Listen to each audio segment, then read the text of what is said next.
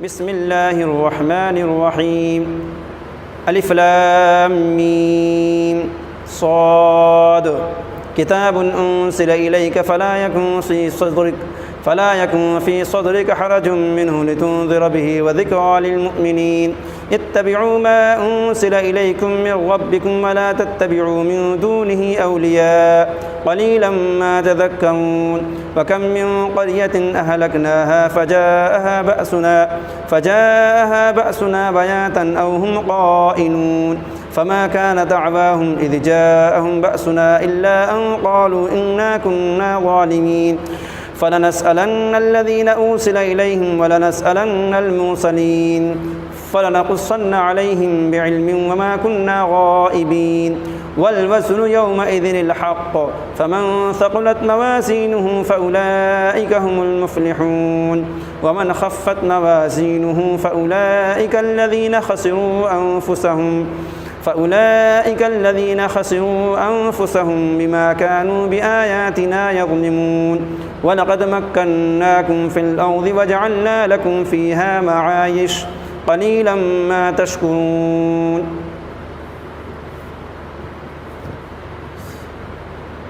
یہ جو آیتیں آپ حضرات کے سامنے تلاوت کی ہیں، یہ سورۃ الاعراف کی چند آیتیں ہیں، اور یہ سورۃ الاعراف 8ویں پارے میں ہیں اور 9ویں پارے میں جا کر ختم ہوتی ہے۔ الف لام میم صاد، یہ پہلی آیت ہے۔ یہ حروف مقطعات میں سے ہیں۔ الف لام میم صاد حروف مقطعات میں سے ہیں، یعنی الف لام را، الف لام میم را، اسی طریقے سے الف لام میم صاد ہے، ان کو حروف مقطعات کہتے ہیں۔ قرآن میں کل اس طریقے سے 14 الفاظ ہیں، 14 حروف ہیں۔ تو ان کے معنی اللہ تعالیٰ کے سوا کسی کو نہیں معلوم، یا اللہ تعالیٰ اور رسول اللہ صلی اللہ علیہ وسلم کے درمیان میں راز ہے، لہذا امت کو چاہیے کہ اس کی جستجو کے پیچھے نہ پڑیں، اس کے معنی کو ٹٹولنے اور تحقیق کرنے کے پیچھے نہ پڑیں، اور امت کو اس کے معنی آپ صلی اللہ علیہ وسلم نے نہیں بتلائے، اور نہ اس کی ضرورت تھی۔ اگر ایسی کوئی ضرورت ہوتی تو ضرور بتائے جاتے۔ تو کچھ چیزیں ایسی ہوتی ہیں جن کا علم صرف اور صرف اللہ تعالیٰ کو ہے، اور اس کا علم کسی کو دیا نہیں گیا ہے، تو حروف مقطعات انہی الفاظ کو کہتے ہیں، اور ان میں سے ایک کا ذکر یہاں آیا ہے۔ دوسری آیت ہے کتاب انزل الیک فلا یکن فی صدرک حرج منہ لتنذر بہ وذکری للمؤمنین، کہ یہ قرآن ایک ایسی کتاب ہے جو آپ کی طرف بھیجی گئی ہے، آپ پر نازل کی گئی ہے۔ یہ خطاب اللہ رب العزت اپنے پیغمبر محمد رسول اللہ صلی اللہ علیہ وسلم سے خطاب کر کے کہہ رہے ہیں کہ یہ قرآن ایک ایسی کتاب ہے جو آپ کے اوپر نازل کی گئی ہے۔ آپ کے دل کے اندر اس کے تعلق سے کوئی تنگ دلی نہیں ہونی چاہیے۔ مطلب یہ کہ قرآن کی دعوت، قرآن کی تعلیم لوگوں کے سامنے پیش کرتے ہیں، لوگ نہیں مانتے ہیں، انکار کرتے ہیں آیتوں کا، تو اس انکار اور مخالفت کی وجہ سے آپ کے دل کے اندر کسی طرح کی کوئی تنگی نہیں پیدا ہونا چاہیے، کوئی تنگی نہ ہو۔ بس آپ کا کام تو صرف پہنچا دینا ہے، لوگوں تک بات پیش کر دینا ہے۔ لتنذر بہ، قرآن پاک کے نازل کرنے کا مقصد ہی یہی ہے کہ اس کے ذریعے سے نافرمان لوگوں کو ڈرایا جائے اللہ کے عذاب سے، اور قرآن کے اندر جہاں تبشیر ہے یعنی خوشخبریاں ہیں، وہاں پر جو ہے انذار بھی ہے، یعنی لوگوں کو ڈرایا گیا ہے اللہ کے عذاب سے اور اس کی نافرمانی کے انجام سے لوگوں کو ڈرایا گیا ہے۔ تو قرآن ایک ایسی کتاب ہے جو آپ پر نازل کی گئی ہے، لوگ اس کا انکار کریں، اور اس کی آیتوں کو جھٹلائیں، تو اس وجہ سے آپ کے اندر جو ہے تنگ دلی نہیں ہونی چاہیے کہ لوگ مانتے کیوں نہیں، کیونکہ آپ صلی اللہ علیہ وسلم اتنے شفیق و مہربان تھے لوگوں کے حق میں کہ اس کی وجہ سے آپ کو کڑھن ہوتی تھی اندر ہی اندر، اور یہ درد اٹھتا تھا کہ لوگ کیوں اس کا انکار کرتے ہیں، اللہ کے اس کلام پر ایمان کیوں نہیں لاتے ہیں، اس کی آیتوں کو کیوں جھٹلاتے ہیں۔ تو لوگوں کے اس رویے کو دیکھ کے حضور کا دل دکھتا تھا، کیونکہ آپ سارے انسانوں کے لیے بڑے ہی مہربان اور شفیق تھے، محبت کرنے والے تھے، لیکن لوگوں کے اس اڑیل رویے کی وجہ سے آپ کا دل دکھتا تھا اور تنگی دل ہوتا تھا، تو اللہ تعالیٰ نے آپ کو تسلی دی ہے کہ آپ زیادہ فکر نہ کریں، ٹینشن نہ لیں، آپ کا کام صرف لوگوں تک میری باتوں کو پہنچا دینا ہے اور میری آیتوں کے انکار کرنے والوں کو ڈرا دینا ہے، قرآن پاک کی جو تعلیمات ہیں لوگوں تک پہنچا دینا ہے بس۔ وَذِكْرَىٰ لِلْمُؤْمِنِينَ آگے فرمایا کہ یہ ایمان والوں کے لیے نصیحت ہے۔ قرآن پاک دراصل ایمان والوں کے لیے ہی نصیحت ہے، جو ایمان والے ہیں وہی اس سے نصیحت حاصل کرتے ہیں، نصیحت پکڑتے ہیں۔ اتبعوا ما انزل الیکم من ربکم، اس چیز کی پیروی کرو جو تمہارے پروردگار کی طرف سے تمہارے پاس بھیجی گئی ہے، یعنی قرآن مجید۔ یہاں پر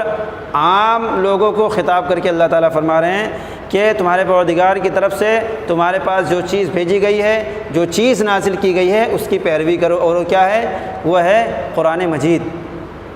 وَلَا تَتَّبِعُوا مِن دُونِهِ أَوْلِيَاءَ، اور اللہ کو چھوڑ کر دوسرے رفیقوں کی پیروی مت کرو، اللہ کو ہی اپنا رفیق بناؤ، اپنا دوست بناؤ، اس کے احکام کی فرما برداری کر کے، اس کی اطاعت کر کے، اس کی ہدایات و تعلیمات پر عمل کر کے، تو اللہ کو چھوڑ کر یا اللہ کے علاوہ کسی اور کو اپنا دوست اور رفیق نہ بناؤ اور نہ ان کی پیروی کرو۔ قلیلا ما تذکرون، لیکن بہت کم ہی نصیحت تم لوگ حاصل کرتے ہو۔ وَكَم مِّن قَرْيَةٍ أَهْلَكْنَاهَا فَجَاءَهَا بَأْسُنَا بَيَاتًا أَوْ هُمْ قَائِلُونَ، اس آیت کے اندر اللہ پاک نے ان بستیوں کا ذکر فرمایا ہے کہ جنہوں نے اپنے وقت کے پیغمبر کی بات کو نہیں مانا اور اللہ پاک کی آیتوں کو جھٹلایا، دین کو جھٹلایا، تو ان قوموں کے حال کا تذکرہ کرتے ہوئے اللہ تعالیٰ فرماتے ہیں وَكَم مِّن قَرْيَةٍ أَهْلَكْنَاهَا، کہ کتنی بستیاں ایسی ہیں جن کو ہم نے ہلاک کر دیا، ختم کر دیا۔ فَجَاءَهَا بَأْسُنَا بَيَاتًا، ان بستیوں کے پاس کبھی عذاب آیا رات کے وقت جب وہ سو رہے ہوتے ہیں، أَوْ هُمْ قَائِلُونَ، یا اس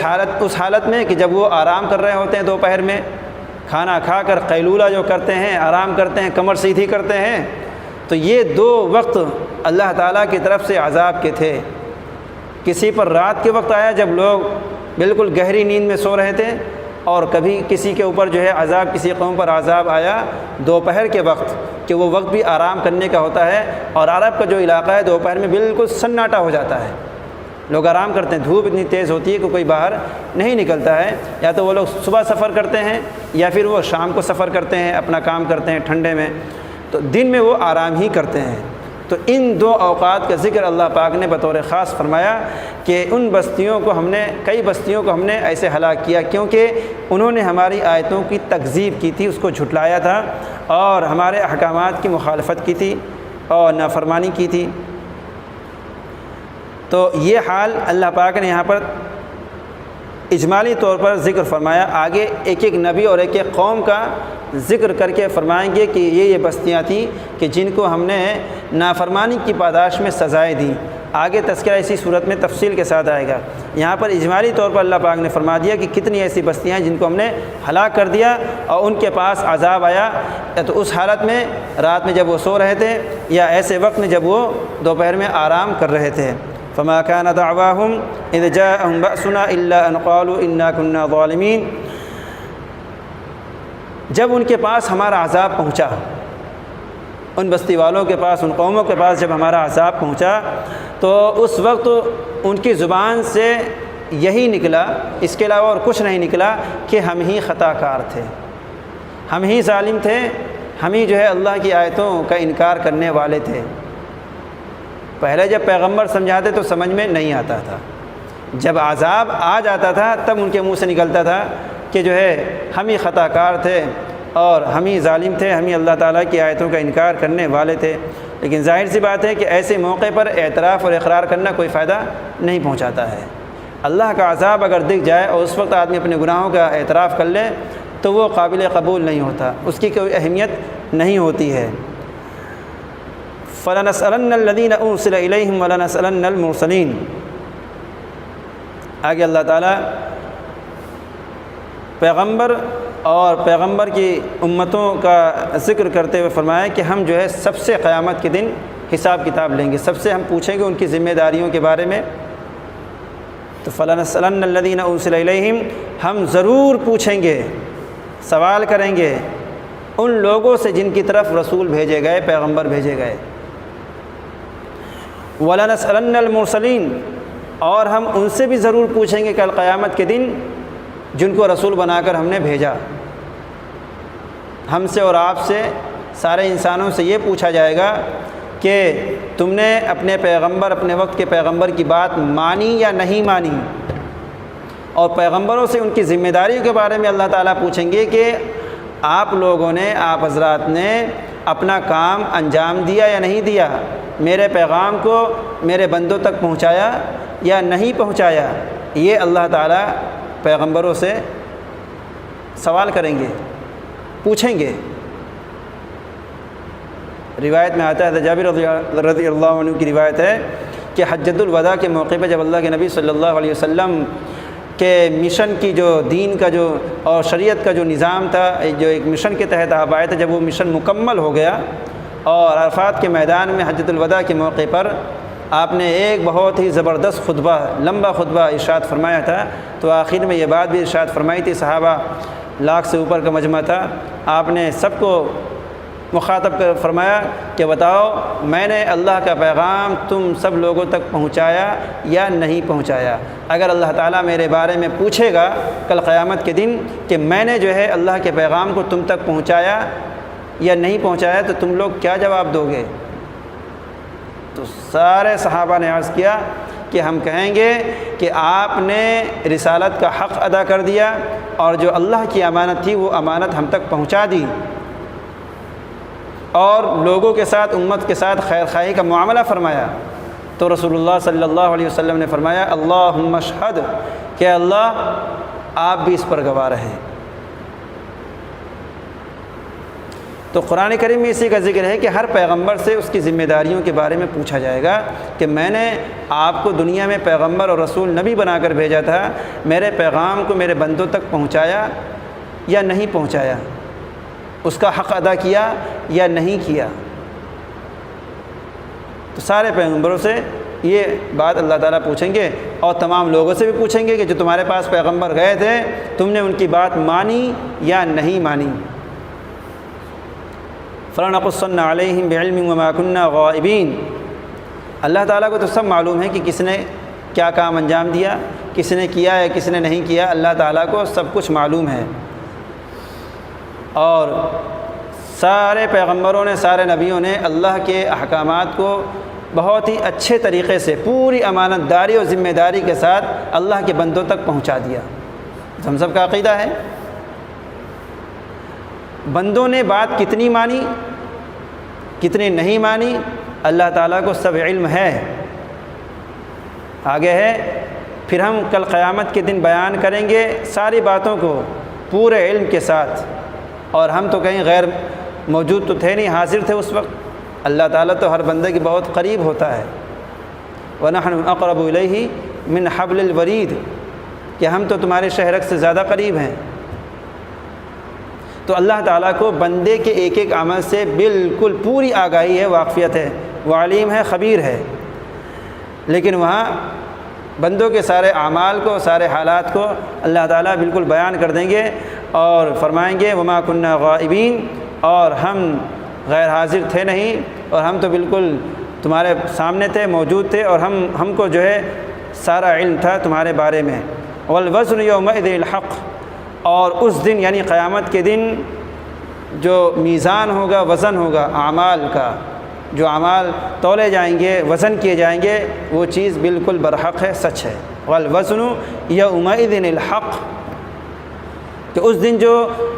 اعمال نامے تولے جائیں گے، اچھے ہوں یا برے ہوں، اس اعمال نامے کا تولا جانا بالکل برحق ہے اور بالکل سچ ہے۔ اس میں کسی کو کسی طرح کا کوئی شبہ نہیں ہونا چاہیے کہ اعمال کیسے تولے جائیں گے۔ وہ تو اچھا ہو یا برا ہو، کوئی دکھنے والی چیز تو ہے نہیں، کوئی سامان تو ہے نہیں کہ اسے تولا جا سکے، لیکن متعدد حدیثوں میں اعمال کے تولنے کا ذکر آیا ہے۔ اور دنیا میں بہت سی چیزیں جو ہیں ناپی جاتی ہیں، تولی جاتی ہیں۔ بارش کا حساب لگایا جاتا ہے،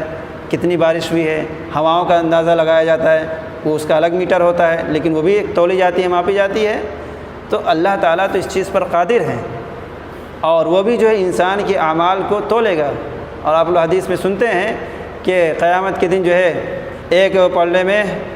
کلمہ طیبہ رکھ دیا جائے گا، دوسرے پلڑے میں کل جہان اور سارا ساز و سامان اس میں رکھ دیا جائے گا، تو کلمے والا پلڑا کیا ہے، بھاری ہو جائے گا، وہ جھک جائے گا، اور دوسرا والا پلڑا بھاری ہو جائے گا۔ تو یہ چیز بالکل برحق ہے، اور یہ بھی ہو سکتا ہے کہ وہ سارے اعمال جسمانی شکل میں آئیں، جو ہمیں یہاں دکھ نہیں رہے ہیں اعمال اچھے یا برے، وہ وہاں پر جسمانی شکل میں ہو سکتا آئیں گے، اور پھر ان کو وزن کیا جائے گا۔ نیکی کا پلڑا، اچھے اعمال کا پلڑا اگر بھاری ہوگا، جھکے گا، تو وہ انسان کامیاب ہوگا، اور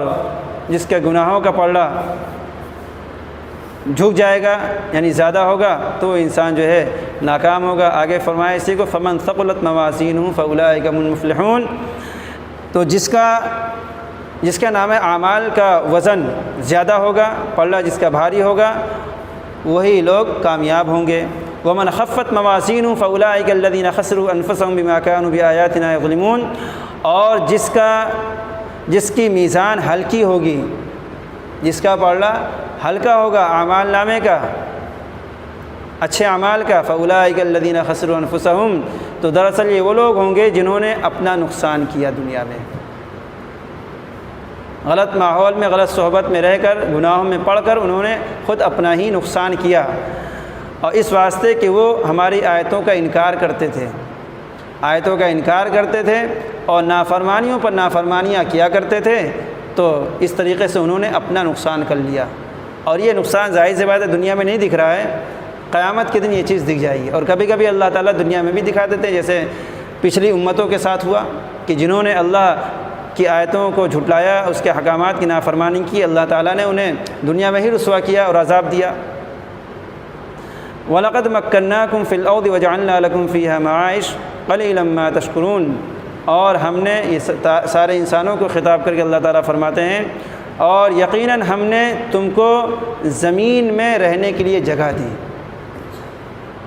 زمین میں رہنے کے لیے تمہیں ہم نے طاقت دی، جیسے چاہتے ہو زمین پر رہتے ہو، آباد ہوتے ہو، گھر بناتے ہو، اپنے طریقے سے رہتے ہو، زندگی بسر کرتے ہو۔ وَجَعَلْنَاكُمْ فِيهَا مَعَائِشَ، صرف تمہیں بسایا نہیں زمین پر، بلکہ زندگی گزارنے کے سامان بھی ہم نے تمہیں فراہم کر دیے ہیں۔ وَجَعَلْنَا لَكُمْ فِيهَا مَعَائِشَ، اور اسی زمین میں ہم نے تمہارے جو ہے زندگی کے تمام ساز و سامان بھی مہیا کر کے دے دیا ہے۔ آپ غور کیجئے، جتنی چیزیں ہم استعمال کرتے ہیں اور برتتے ہیں، وہ سب کے سب زمین سے ہی نکلتی ہیں، چاہے وہ ڈائریکٹ ہو چاہے وہ انڈائریکٹ ہو، وہ سب کے سب جو ہے زمین سے ہی نکلتی ہے۔ اللہ تعالیٰ نے زمین کو ایک گودام کی طرح بنایا ہے، زمین کے نچلے حصے کو ایک گودام کی طرح بنایا ہے، اور انسان کو عقل دی ہے، سمجھ دی ہے، فہم و فراست دی ہے، اور علم دیا ہے، دانائی دی ہے۔ ان تمام چیزوں کو کام میں لاتے ہوئے اس گودام سے چیزوں کو نکالتا ہے، سنوارتا ہے، اور استعمال کرنے کا سلیقہ اگر اس کے پاس ہے تو استعمال کرنے کا طریقہ بھی جانتا ہے، اور صحیح طریقے سے اسے استعمال کرتا ہے، تب وہ چیز جو ہے لوگوں کے لیے فائدہ مند ہوتی ہے۔ اور اگر بے سلیقہ انسان ہو تو اس چیز کو صحیح طریقے سے استعمال نہیں کر سکتا۔ فرمایا وَجَعَلْنَا لَكُمْ فِيهَا مَعَائِشَ، اور ہم نے تمہیں اسی زمین میں زندگی گزارنے کے ساز و سامان دیے ہیں، یعنی سامان زندگی ہم نے تمہیں فراہم کیا ہے، اور ساری چیزیں اسی زمین سے ہی پیدا ہوتی ہیں۔ جیسے بتایا کہ وہ چاہے ڈائریکٹ ہو یا انڈائریکٹ ہو، ہر ایک چیز کا مرجع زمین ہے۔ آپ نے کپڑا پہن رکھا ہے، آپ ذرا غور کیجئے کہ کپڑے کی ابتدا کہاں سے ہوتی ہے۔ ہم تو مارکیٹ میں بازار میں جاتے ہیں، کپڑا خرید کے لاتے ہیں، سلوا لیتے ہیں، لیکن بنتا کیسے ہے؟ آپ اس کی بالکل ابتدائی مرحلے میں جائیے تو اس کا بھی جو ہے مرجع یہی زمین ہی ہے، زمین ہی ہے۔ تو اللہ تعالیٰ نے جو بات ارشاد فرمائی، اگر اس میں غور کیا جائے اور فکر کیا جائے، گہرائی کے ساتھ دیکھا جائے، تو ہمیں یہ بات سمجھ میں آئے گی کہ جتنی چیزیں ہم برتتے ہیں، کھاتے ہیں، پیتے ہیں، اوڑھتے ہیں، وہ سب کی سب چیز جو ہے اللہ پاک نے زمین سے ہی پیدا کی ہیں۔ قلیلا ما تشکرون، مگر تم لوگ بہت کم شکر گزار ہوتے ہو۔ چاہیے تو یہ تھا کہ ان تمام نعمتوں پر اللہ تعالیٰ کا بھرپور طریقے سے شکر ادا کرنا چاہیے، لیکن یہ شکوے کے انداز میں یہ بات اللہ تعالیٰ فرما رہے ہیں قلیلا ما تشکرون، مگر پھر بھی تم لوگ بہت کم شکر گزار ہو، بہت کم شکر ادا کرتے ہو۔ اس کا دوسرا مفہوم یہ ہوا کہ تمہیں زیادہ سے زیادہ اللہ کا شکر ادا کرنا چاہیے۔ اللہ تعالیٰ ہم سب کو صحیح سمجھ کی اور عمل کی توفیق نصیب فرمائیں۔